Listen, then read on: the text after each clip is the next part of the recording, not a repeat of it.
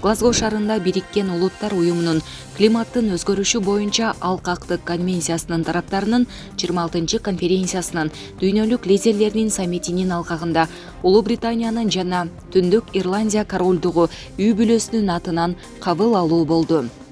Салтанаттуу кабыл алууга Кыргыз Республикасынын президенти Садыр Жапаров катышты. Падыша үй бүлөсүнүн атынан меймандарды Ханзада Чарльз кабыл алды. Бунун климат боюнча конференциясы алкагындагы кечки сый кабыл алуу кечесинде ошондой эле башка өлкөлөрдүн лидерлери жана делегация башчылары катышты.